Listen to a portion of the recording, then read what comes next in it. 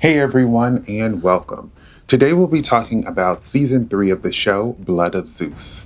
Fun fact, Powerhouse Animation and the compositor manipulated the lighting and color of the eyes to better show expressions in this show.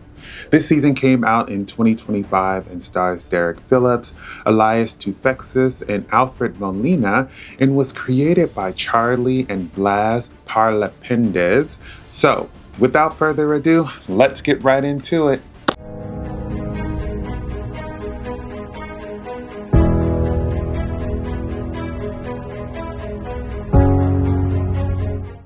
Blood of Zeus Season 3 sees Typhon being released after Hades stabbed Heron at the end of Season 2.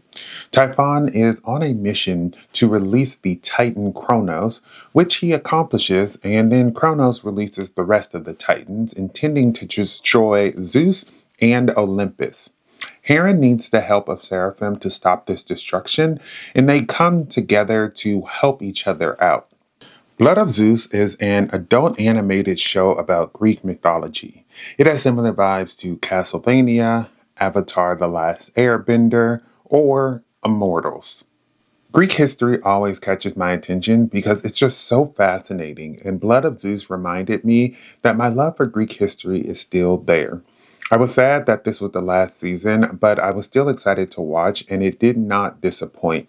As a society, I feel like we've gotten so used to kids' animation getting pushed to the masses, but with streaming, adult animation has managed to showcase how amazing it is, and this show is the perfect example. I love the Disney Hercules movie, and I always will, but it has some distinct differences from Greek mythology, mainly because it's a kids' movie and Greek mythology is not PG.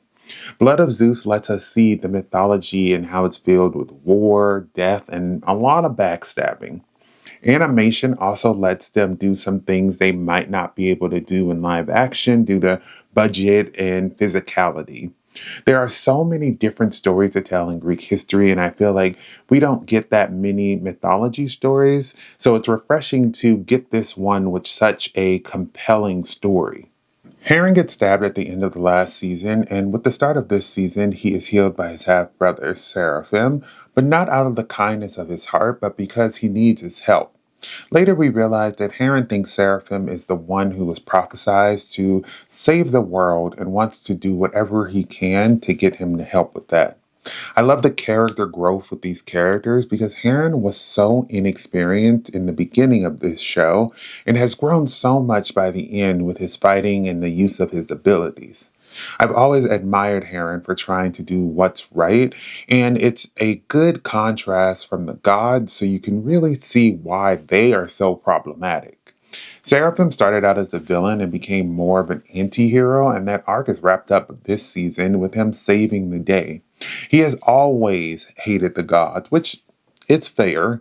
He was also killed many people on his journey because the gods were using him and has tried to kill Heron countless times, even after knowing that that is his half brother.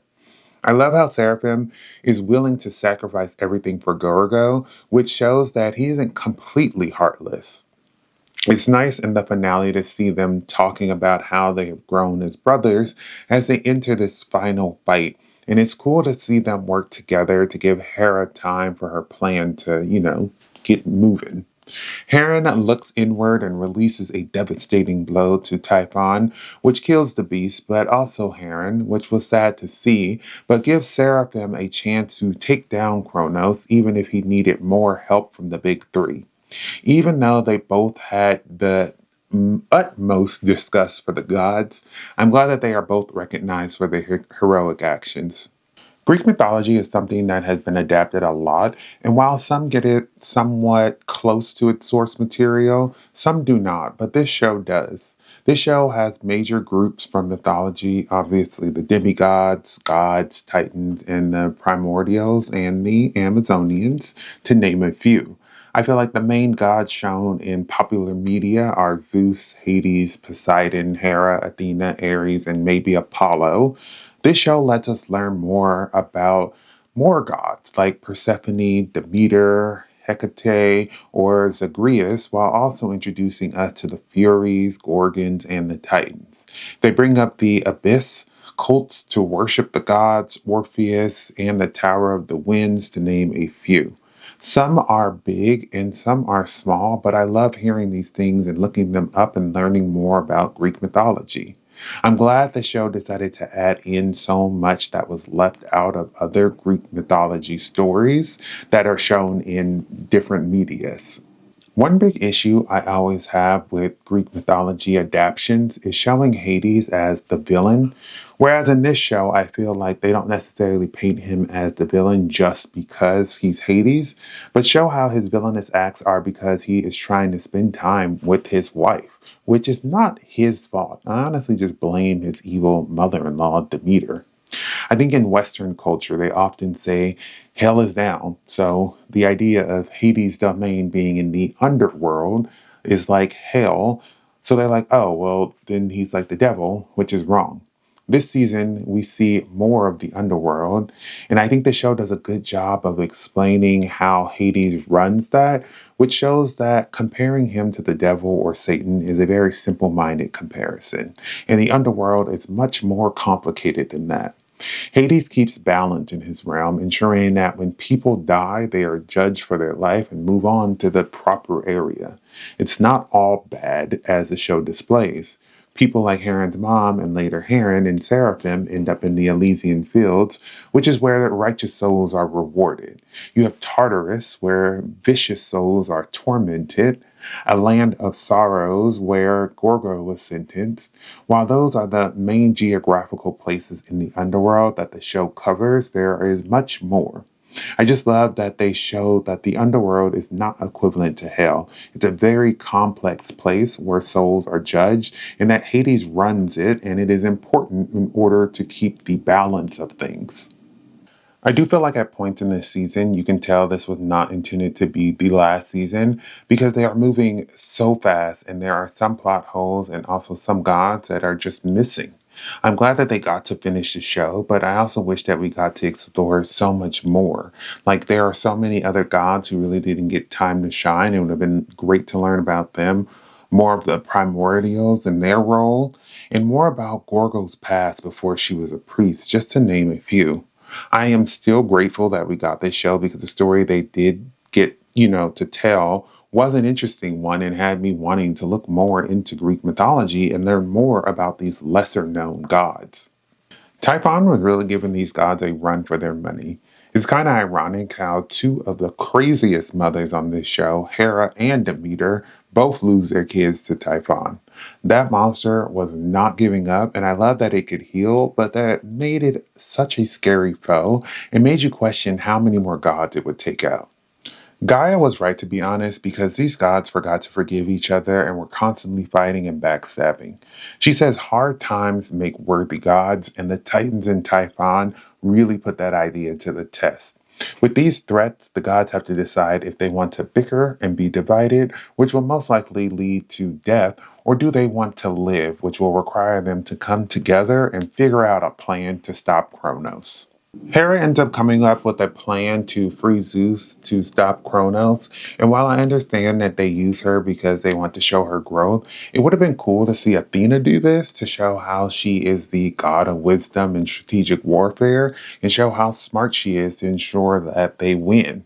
I'm glad that Hera does learn her ways, and I'm also glad that the Cyclops calls her out for how she treated Hephaestus and reminds her that she was very dismissive of things that did not look normal to her, but she manages to rally up support and plan that she devises ends up being successful, which was great to see, and how all of the events minus Heron dying were part of her plan.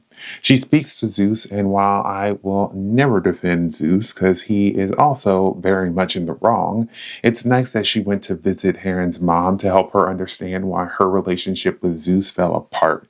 This is great to see because it shows her trying to understand from like a different perspective and shows how she's carrying guilt for her role in Heron's mom getting killed. She had a bit of a redemption arc this season, which was nice to see considering she had lost so much and the way she was going about things in the past wasn't really helping.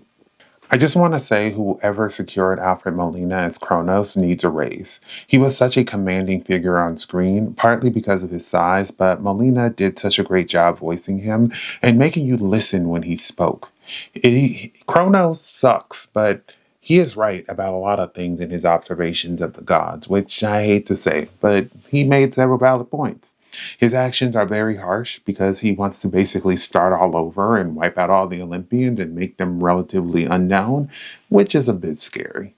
Kronos comes up a lot in Greek mythology, movies, or TV shows, and I think they did a good job here of showing how intimidating he could be and how persuasive he could be as well, considering he was also king of the gods before Zeus.